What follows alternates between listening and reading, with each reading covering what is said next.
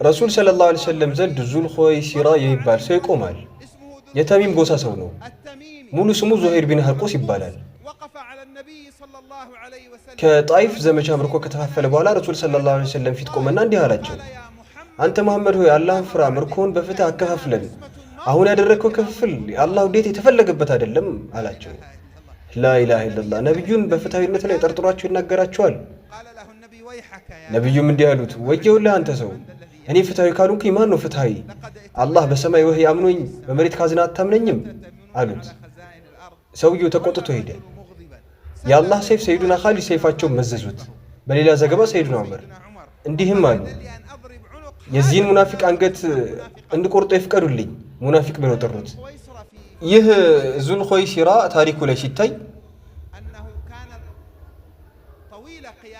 እግሮቹ አብጦ እስከሚፈነዱ ድረስ ሌሊትን ይቆም ነበር። ግንባሩ እስኪጠቁር ድረስ ሱጁድን ያረዝም ነበር። ጺሙ የፋፋ ነበር። ልብሱን ያሳጥር ነበር። በታሪክ መዛግብት ልክ እንደዚህ ታገኙታላችሁ። እና ከላይ ባለው ዲናዊነት ኢባዳ በማብዛቱ ነፍስየውን አተልቆ እስከምን ድረስ ደረሰ? ማንን ነው በመጥፎ የጠረጠረው? የሰዎችን ሁሉ አለቃ ነቢያችን ሰለላሁ ዐለይሂ ወሰለም። ይህ ሰው ፍቅርን አልቀመሰም። ቢቀምስማ ከዚህ ነገር ፍቅር ይከለክለው ነበር።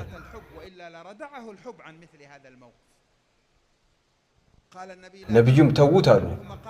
ከዚያም እንዲህ አሉ፣ ከዚህ ሰውዬ ዘር ህዝቦች ይወጣሉ። ከዘሮቹ ማለት ነው። እድሜያቸው ትንንሽ ይሁኑ ማለትም ወጣቶች ብዙ ጊዜ ችኩል ናቸው። በአስተሳሰብ የወረዱ ማለትም ነገራቶችን የሚያመዛዝን አእምሮ የሌላቸው፣ ያለ ማስተንተን ወደ ተግባር የሚገቡ፣ ሐዲስና ቁርአን ነው የሚናገሩት። መረጃም የሚያመጡት ቁርአን ነው። ዳኢሾች የሚሰሯቸውን አስቀያሚ ድርጊቶች ብትመለከቱ መረጃቸው ቁርአን ነው። አላህ እንዲህ አለ፣ ረሱል ሰለላሁ ዐለይሂ ወሰለም እንዲህ አሉ ነው የሚሉት። መረጃዎችንና የመረጃ አወጣጥን የማያውቅ ሰው ማስረጃ አላቸው ብሎ ያስባል። ከዚያም እነሱን ይከተላቸዋል። ወይም ደግሞ ዲን እንዲህ ከሆነም ይቅርብኝ ብሎ ከዲን ይወጣል። እነዚህ ሰዎች ቁርአን እንደወረደ አድርገው ይቀሩታል፣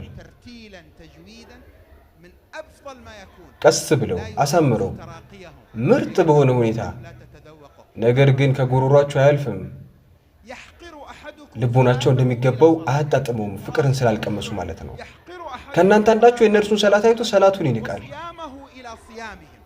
ሲተናነስ ታያለህ። የእነርሱን ጾም አይቶ ጾሙን ይንቃል። ነገር ግን ቀስት ከደጋኑ ተስፈንጥሮ እንደሚወጣው ከዲን ይወጣሉ። ከዚያም በፍጹም ወደ እርሱ አይመለሱም። ካፊር ናቸው? አይ ወደ ካባ ዞሮ የሚሰግድ ማንም አናከፍርም። ነቢዩ ይህንን ነው ያስተማሩ። ነገር ግን ከዲን ትእዛዝ ያፈነግጣሉ ማለት ነው።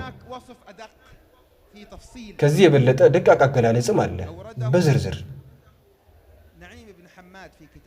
ነዒም ኢብኑ ሐማድ ኪታቡል ፊተን ላይ ያስቀምጠውታል። ከሰይዱና ዓሊይ ረዲየላሁ አንሁ ዘገበው። ነዒም ኢብኑ ሐሚድ ማለት በሶስተኛው ሂጅራ የነበሩ ሰው ናቸው። ደቃቅ የሆነ አገላለጽ ነው። ለደቂቃ ጆሮአችሁን አውሱኝ። በመጨረሻ ዘመን የሚከሰቱ ክስተቶችን ጠቀሱና አንድ ሰሃባ ገይብ የሆነ ነገር ከተናገረ ከረሱል ሰለላሁ ዐለይሂ ወሰለም እንደሆነ ይቆጠራል። በወህይ ካልሆነ ግን ይህን እንዴት ሊያውቅ ይችላል? ከነቢያችን ሰለላሁ ዐለይሂ ወሰለም በኋላ ወህይም ሆነ ጥቡቅነትም የለም። ሰይዱና እንዲህ አሉ፣ ከዚያም በኋላ ሀገረ መንግስት ይኖራል።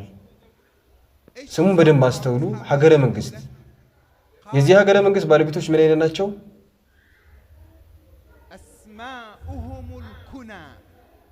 መጠሪያቸው በቅጽል ስም ነው። እራሳቸውን በስም አይገልጹም። የገሌ አባት ይላል መጠሪያቸው። በቅጽል ስም ነው የሚጠሩት። ወደ ሀገር ነው የጎሳቸውን ስም ማያመጡ። ቺሽኒያዊ፣ ሱዳናዊ፣ የመናዊ እያሉ ነው ራሳቸው የሚገልጹት። ጸጉራቸውን ልክ እንደ ሴት ይለቃሉ። ልባቸው እንደ ብረት ቁራጭ ነው። ቃል ኪዳንም ኃላፊነትም አይጠብቁም። ከሰው ጋር ባላቸው ግንኙነት ደረቆች ናቸው። እርስ በርሳቸው ይገዳደላሉ።